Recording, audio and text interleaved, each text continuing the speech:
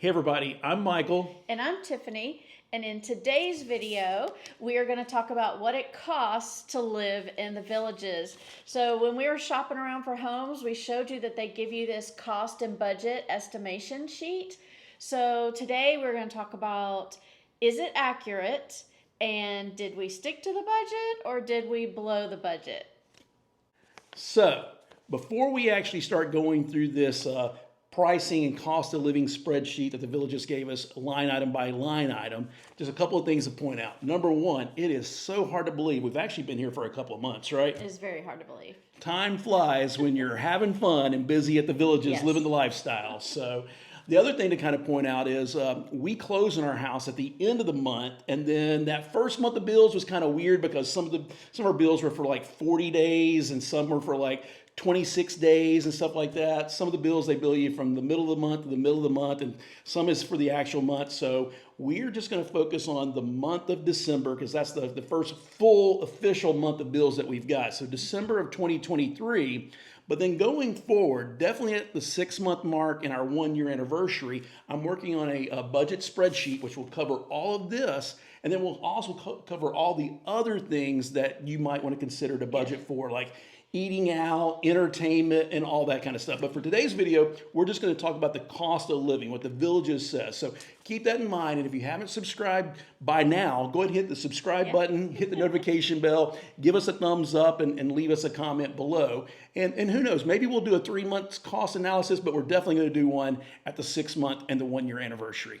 When you're considering what it costs to live in the villages, there's 2 things to consider. So the first one that they have on the sheet, and of course the main one we're all going to think about, is the price of your home itself. And so what we love about this sheet is they break it down by type of home. So they have the patio villa, courtyard villa, cottage series, verandas, and designer. So you can really look at the difference in cost across all the different types and maybe start to see where your proposed budget fits. So let's see if it's accurate, first of all. So let's see, the patio villa series for the cost of a home, it says from the low 200s. So if you go on the Village's website and you search for the homes that are for sale right now, there are some in the low 200s. Yes, those are 1 bedroom, 1 bath, 850 square feet. So that is accurate. So I'll definitely put a link in the description below and on our website so you can go do your own research. And to think, the patio villas go anywhere from 850 square feet to 1,300 square feet. So that's a lot of difference in space when you start to consider the next piece. Yep. Courtyard villas from the low 300s. That's what we're seeing. Yep. The cottage series, we just saw our first neighborhood. I think we pointed it out in another video of our first brand new cottage neighborhood that we saw down here from the 270s. And that seems to be pretty accurate as well. Yes, definitely. Yep. The veranda series, so those are the larger homes with the poured concrete with walls or fences from the mid 300s to the low 600s. Yes, because that really depends on the lot that you get. And then designer series from the low 300s, there are some, especially if they're vinyl siding, Right.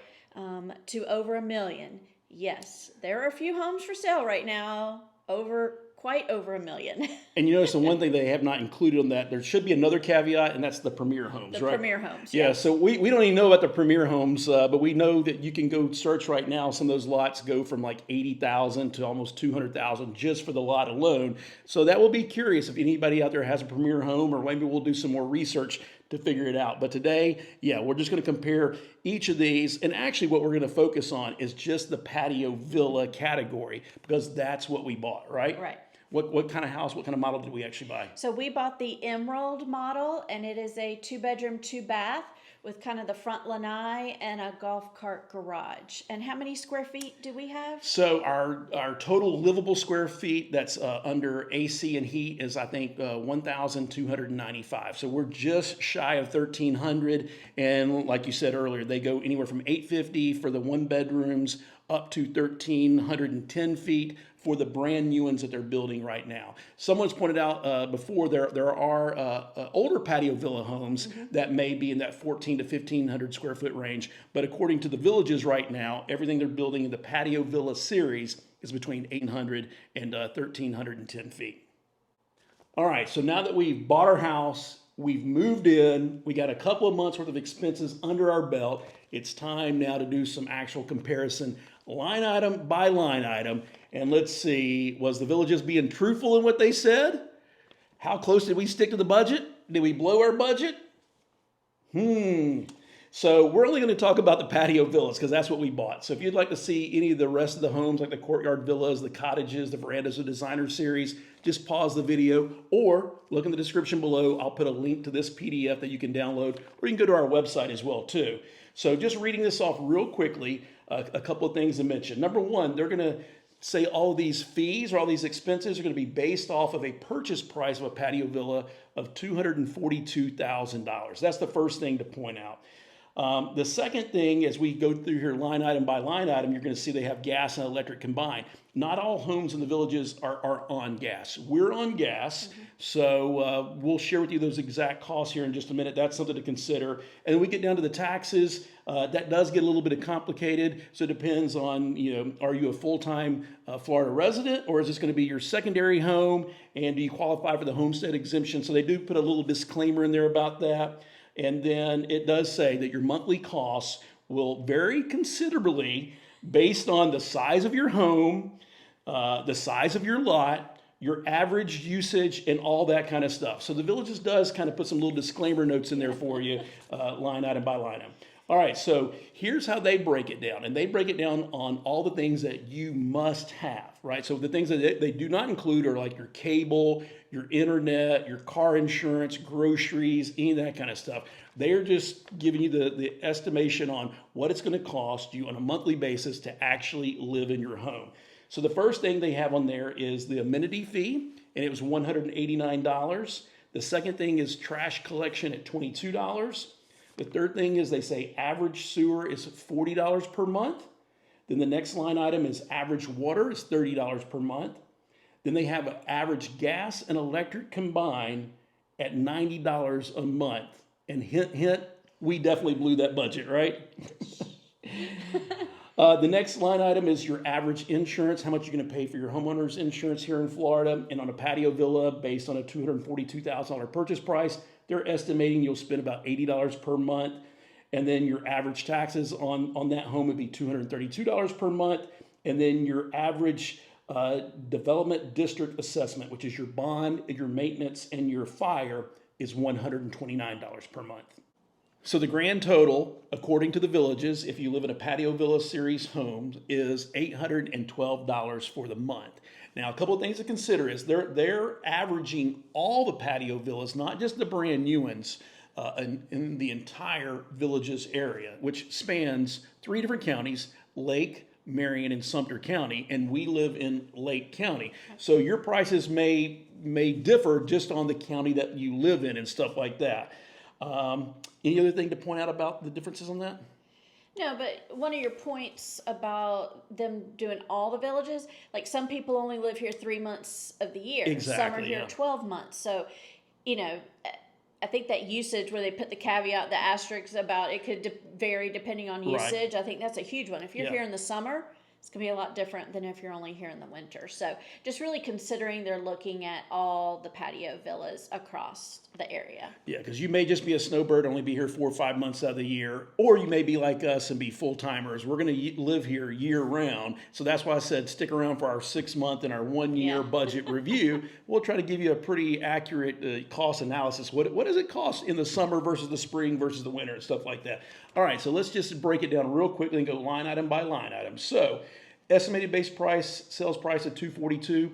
We paid a little bit more than that, just to let you know. So we did pay more than that for our Emerald model. Mm-hmm. The monthly amenity fee is $189. That's what they listed it as. And what do we spend? $189. But I have heard the amenity fee is going to go up. I think it's going up to $195. So just be aware of that it may be going up very, very soon. The second thing is they point out trash collection. So we get trash collection picked up twice a week For our neighborhood, it's Monday and Thursdays. And I say it's $22. And what did it come out to? You have to pay tax on all of these, so it came out to $24.06. Yeah, so when we broke it down before we started doing the video, I forgot. I went through their line item by line item. I gave Tiffany what they said, what our cost was. But, oh, yeah, they had the other column over there for the taxes. So Right. they're not really including taxes on that. So what was that total again? $24.06. All right, so we're only off by a couple of bucks. That's not too bad. Average sewer, they say $40. What do we spend? $43.16. And again with taxes, right? Right. So the amount without taxes, I think, was under the 40 bucks. It was 41. 41. There you go. Average water, they say your average cost per month is going to be $30. And what do we spend? $30.63. But Oh, yeah, one big thing that they left out here. Yeah, we were looking through this. They go average sewer, average water, but they left one line item out. And what is that line item? irrigation. Yeah, you got to pay for your irrigation too. So you do have your water that comes into your home, your potable water, I guess is what it's called, the water you use to drink and for cooking and taking showers. But then every home in the villages is on the irrigation system, which that is, I guess, the rainwater and the runoff water and all these retention ponds that everybody has. That's where your irrigation water comes from, and that's not free. So you do have a separate line item for that. So what do we spend on our irrigation? $30.42. $30.42. So we spent just as much on that as we did for our actual drinking water, right? And I think it's because it was the beginning of us moving in, and you're making sure you want to water that sod. We could talk about that in another video, but you do want to keep that sod watered. So the irrigation was going quite a bit those first couple months. Yeah, they say when you first move in, they have it actually in the contract, and they say that you're supposed to run the water for twice a week, and it's a lot of water. I noticed in our neighborhood, for our house and all of our neighbors, that the ground was so saturated, the water's just running down the street. So I'm now operating my my irrigation water manually since we live here year round. And guess what? It rains a lot, and it's rained a lot in Florida. So it's rained so much, you really don't have to use the irrigation that much if you're here to monitor it. Now, if you're a snowbird, you're going to be out of town, you definitely got to have it on there. If not, then your yard is going to not get the proper amount of water. So anyway, just keep that in mind. They do not have the irrigation on there. So what was they say total amount $70. What did we spend total for all of our water, those three combined? You remember? $104.21. There you go. So the big difference was just the irrigation there. So they say the average gas and electric is the next line item. And again, they combine that together. And we're going to go ahead and just say we blew the budget on that one, right? This one's because I'll take full ownership of this one. So they say you're going to spend on average $90 a month for your gas and electricity combined. And good luck. If any of you out there are only spending $90 per month on your electricity and gas combined, you're better people than we are. I'll tell you that. Okay, but I do like it really, really cold in the house. And I think December was a little warmer maybe than we expected December to be. Yep. I honestly like to keep the house like at 65 degrees at all times. I'm actually cold right now. I should have a jacket on or my new The Villages hoodie that you got me for Christmas. So our electric bill was up a little bit, and maybe gas was a little higher than normal too. I also like to take really long hot baths. And we use gas for the tankless hot water heater. Yeah, that is one of the nice things about one of the newer homes in this section is we are all on the tankless hot water system. So you have unlimited hot water, which is good for Tiffany.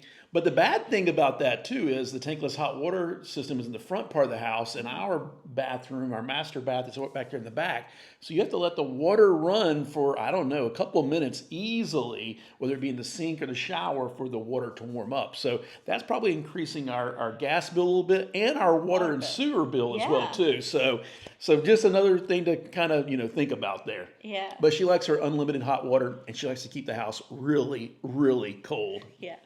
So anyway, they said combined, our average gas and electric, for everybody is going to be about $90 per month. What did we spend total? What was our total amount for gas? Total? Yeah. $162.12. That's not too bad considering all the things we just mentioned there. So what was the breakdown? How much did we spend on gas and how much did we spend on electric? Gas was $35.96. Yep. and electric was $126.06. And I'm guessing going forward that our gas bill is probably going to stay about the same, no matter what, because it's not like we're going to, really turn the furnace here or anything like that in Florida. So if it gets cold, I just put on some jackets or some extra blankets and like that. So I don't think we're going to be needing gas to heat up our patio villa here during the winter. And our cooking and all that kind of stuff is going to kind of balance out. But what I'm guessing is our electric bill will probably go up a lot in the spring and definitely in the summer, right? In the summer, yeah. I'm working on it. It's a goal, y'all. Like, he actually opened the sliding glass door the other day to let like a breeze through. We had a cross breeze going, and so I'm working on it, really trying. Yeah, I mean, some people, like some of our neighbors, we've noticed that they leave their patio doors open, they leave their windows open. This time of year, it's a great time of year to do that. And our front lanai is fully screened, so it is nice. You don't have to worry about bugs or anything like that. You do get a nice breeze. But the other thing is, Tiffany and I both have allergies, right? So we've been out walking and stuff like that almost every single day. And living in Florida, there's always something blooming. So if you do leave the doors and the windows open, then the likelihood you're going to have allergens, coming in. And so anyway, you just got to pick your battles and which one you want to do. And so and your neighbors will be able to hear everything that you say. Yeah, that's a good point. That's a good point. So anyway, again, you may be a lot better on your electric bill and your gas bill than we are. And if you are, let us know in the comments below. Right? How do you deal with that? Yeah. So we just got a couple other line items here. So for them, the next one, it's the average insurance. And they said the average insurance on a patio villa is $80 a month. And then if you go across the other ones from courtyard all the way up to designer, it goes from anywhere from $80 to $140. But for the patio villa on a $242,000 purchase price, I say $80. And what did we actually spend? So our homeowner's insurance for a month is $120.90. What was our annual premium? Our annual premium is $1,450.80. Yeah, so just to let you know, we went with everything through the villages. So we used the villages insurance company and great agents, and they went and shopped it out there for us and came back with a couple of different policies for us. That's number one. So we did not do any external shopping of any other type of insurance agencies. That's the first thing. The second thing is homeowners insurance, car insurance is going up in Florida every single year. We own another property for our RV and our motorhome, and it is a piece of property, a little tiny house. So we're used to having property taxes in Florida and having insurance on that, and it's gone up the last 2 years. So just keep that in mind. There's a lot of worry about that, and I don't think that's the on part of the villages. I definitely think they underestimated on that.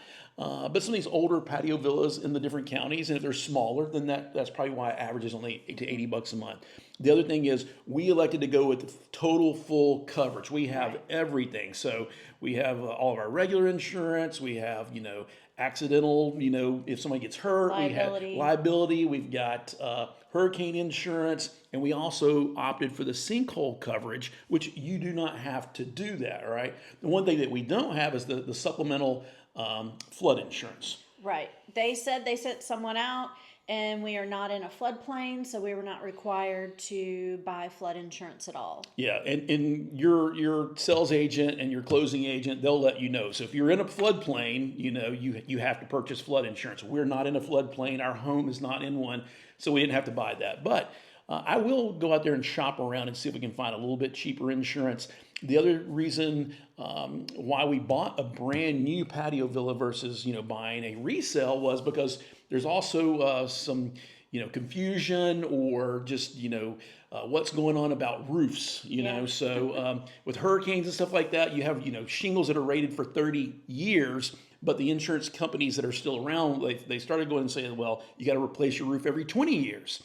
And then here recently we heard, well, now you have to replace your roof every 15 years if you want to keep your insurance policy and hopefully your premiums don't go up.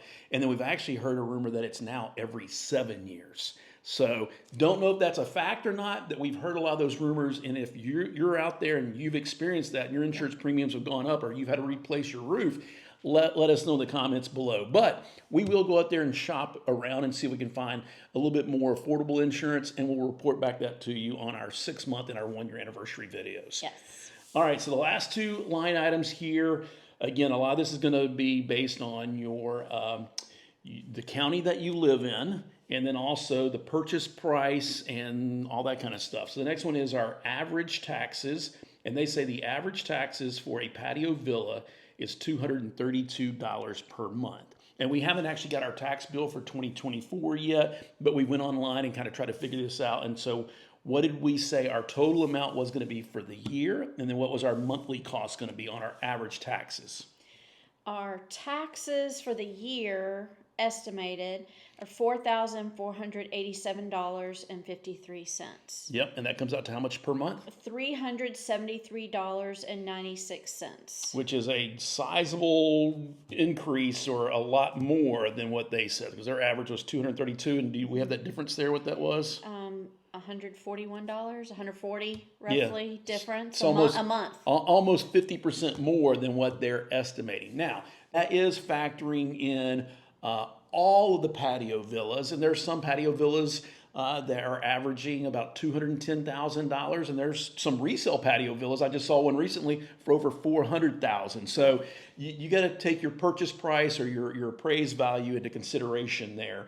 So there's also the other thing to think about is, are you a full-time Florida resident, and do you qualify for the Florida homestead exemption so that you can lower your tax bill? And there's some other exemptions. So there's just too many to kind of mention in this video, but I can just tell you, our taxes are about 50% higher based on what they said. And then you also got to figure Lake County versus Sumter County versus Marion County. There's a lot of debate on who has the highest taxes, and right now it looks like Lake County has the highest tax rate, but I have heard the rumors that Sumter County tax rates may be going out. So if you have more information on that, share that with us and share that with everybody in the comments below.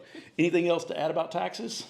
I don't think so. And you find all this out when you are going to buy the house. Oh, yeah. They can help you with all of that. So, and don't just take our word for it, right? Yeah. If you have a sales agent that you're working with, ask them these hard questions. Or if you don't and you're watching our video and you're thinking about it, just pick up the phone, call or contact someone at the Villages. They have a very low pressure sales model because they know some people, it's going to take them several years of, looking into it, coming down here on multiple lifestyle visits and stuff like that. So it's not like if you pick up the phone and contact them that they put this hard pressure on you to try to get you to close and buy a house immediately. So go ask them those questions, and they're definitely better prepared to answer them than we are. But as we live in the Villages and we get a little bit more experience, we're going to share that with you, and hopefully from what we learn and then what we learn from you, we can just pass along to other folks. So anyway, I'm rambling now and I'm digressing. So let's get to the very last line item that they have on here. the most confusing, Yeah. I think, more than taxes. Yeah,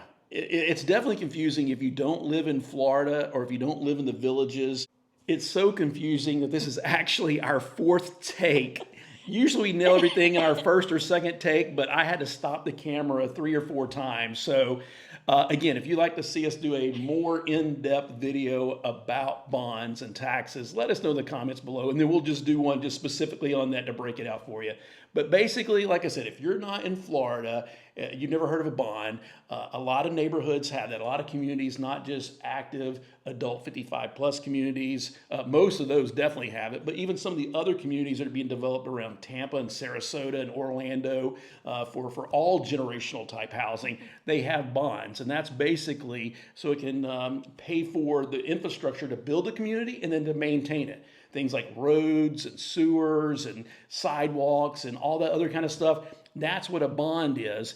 And you have 2 options. They'll tell you what your bond is. If you're buying a brand new house in the Villages, you're going to have to pay a bond. If you're buying resale, some of those folks may have already paid their bonds off. So you have 2 options when you're buying brand new. You can either pay the bond off cash if you want to do that, or they will amortize it kind of like your mortgage, but it's tacked on with your taxes. Yeah. So you get an annual bill with your taxes, and you know what your taxes are, you know what your bond is, and then you can divide that out. But if you choose to pay that over 30 years, you're going to be paying a lot on the interest and the fees for that. So anyway, I may have made that even more confusing. So what was the total amount for the bond for our house for a patio villa?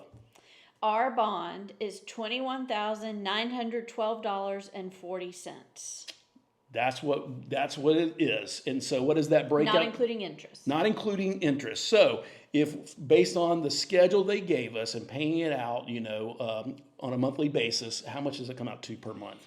Per month is $131.48. So you can see they got that pretty close, right? They said the average, bond was $129, and we're only roughly $2.50 over. So they were Right. pretty accurate on that. But that's just something you got to consider, And when you're thinking about buying a different house, the patio villa, our bond was roughly 22,000. Some of the designer homes that we were looking at, brand new right now, we're well over $40,000. So there's a lot to consider on that. And yeah, on that, if we pay on that interest, our little bond of $22,000, if it took us 30 years to pay that off between the interest and the fees, it would be almost $48,000 what you'd be paying on the bond. So we're not going to take 30 years to pay off our bond. And again, I probably made it more confusing, right? No, I think that was good, but we will do another video where we lay it out a little more clearly, and maybe get some other advice. Yeah. So if you're an expert, you got more experience, especially been living in the villages for a long time, or if you bought 2 or 3 houses and you know more about bonds, please let us know in the comments below. And I definitely think we'll probably do just a video just on bonds and taxes in the future. Yeah. All right, so all of those line items totaled to $812 on the estimated budget. What was our actual total? You ready? Did we break even? We were under? Yeah, you wish. I do wish. What was the grand total? What was the damage done? Our grand total was $1,105.63. Wait. What was that? Stop. So $1,105.63. Okay. Which is a difference of $293.63 over, not under. Yeah. Which, if we did the math right, it's debatable. That is 36% above the estimated monthly cost. Wow. So some of this is pretty darn accurate. Some of it is way inaccurate. Some of it's based on lifestyle choices like running the AC 24/7. Yeah, if you live in the villages, let us know in the comments below. Does that kind of mesh up with what your budget is? And if you're thinking about buying in the villages, I think they're trying to do a really good job of giving you an estimate, right? Because it's spanning 3 counties, and there's like 150,000 people that live in the villages. So there's a lot of factors that go into that. But what you might want to do as a rule of thumb, it doesn't matter whether you're doing the courtyard, the patio villa like we got at $812, or the courtyard villa, they're estimated at $1,090, all the way up to the designer home, which is $1,358.